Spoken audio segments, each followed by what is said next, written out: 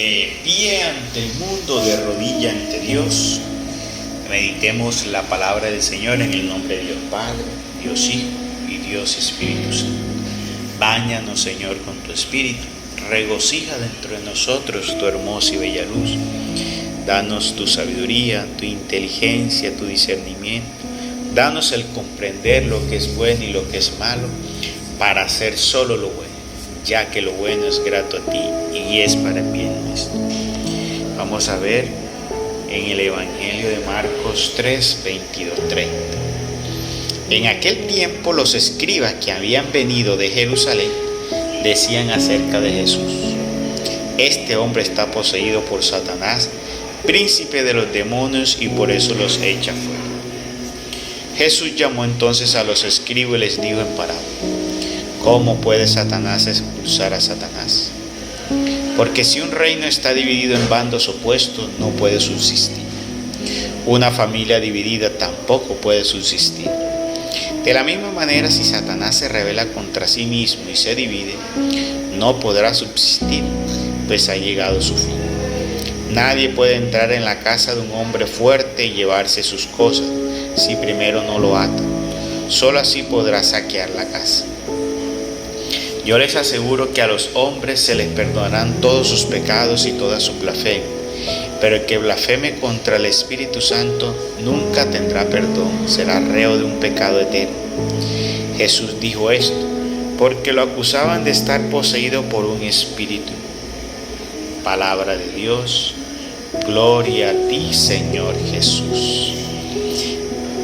Si pudiéramos resumir el Evangelio en una palabra, es: la división no viene de Dios. La división no hace parte de la voluntad de Dios. En este Evangelio hay dos cosas muy importantes que tocan ahí. Es el tema de las divisiones constantes que se dan todavía, o sea, las divisiones constantes que se dan en todo nivel y sobre todo en la iglesia, que es un tema demasiado grave, pero parece que a la humanidad ya no le parece grave eso, porque cada día hay más y más división, y más división, y en esa división ahora han formalizado o legalizado, por decirlo así, ahora han legalizado la división como algo normalizado. O sea, usted, si le da la gana, va, pone su propia iglesia, y a usted es una ramita aparte que se hizo por allá. ¿Ya? ¿A quién está usted? Y les pregunta, ¿a quién están sometidos? No, nosotros estamos sometidos solo a Dios. Pero si la voluntad de Dios dice que seamos una sola iglesia, una sola fe, un solo bautismo, bajo un solo ministerio, entonces ¿a qué Dios está siguiendo usted? ¿Será que es el Dios del vientre de cada uno de ellos, que busca es enriquecerse, buscando dinero y monedas, buscando fama, aprobación? Porque si leen verdaderamente el Evangelio, sabrían que ahí dice una sola iglesia. Entonces, si tú vienes y apareces de una iglesia que te separa de ahí para poner otra, donde tú eres el que manda y no tienes ningún sometimiento, donde la iglesia de Cristo tiene sobre todo un orden, no vamos a hablar de jerarquía, porque es cierto que la iglesia de Cristo no tiene errores, porque los hay que aceptarlos, pero no aceptarlos en el sentido de que debo quedarme quieto, no, sino que yo sé reconocer que los tengo y no practicarlos, porque eso es lo que tenemos que hacer nosotros, no practicarlos y denunciarlos como estamos haciendo nosotros ante todos. Nosotros no podemos quedar dormidos en los laureles con esa falta de celo por la obra de Dios, porque es la obra de mi Padre, de tu Padre, de nuestro Dios, y no podemos quedarnos allí. Tenemos que defender, porque el Señor nos mandó a tener celo por el templo, celo por su obra. Entonces ahí hay errores, pero yo no puedo quedarme en ello. Entonces por esos errores, entonces cada uno va y pone otra y otra y otra.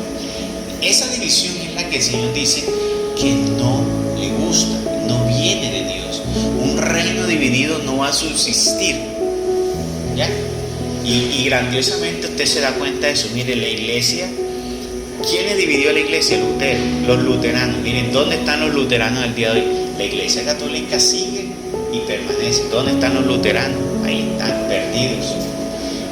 Los luteranos, entonces vinieron Calvino, no le gustó los luteranos y formó los calvinistas. ¿Dónde están los calvinistas hoy? Mucha gente no sabe ni qué son los calvinistas, ahí están. Después aparecieron los metodistas. ¿Dónde están esos metodistas? Aparecieron los anglicanos. ¿Dónde están esos anglicanos? Aparecieron los presbiterianos. ¿Dónde están esos presbiterianos? Aparecieron entonces, bueno, y ahí fueron apareciendo, Asamblea de Dios Evangélica. Bueno, ahí han crecido, pero son ramas indistintamente. Y ahora lo que han hecho es tratar de unirse, pero no se unen en un mismo sentir, sino unirse para que ellos hacer creer que tienen algún tipo de unidad, pero no es así. Entonces, usted puede creer que esa es la iglesia de Cristo, donde Cristo está diciendo que la división no viene del reino de los cielos. La división no viene de aquí.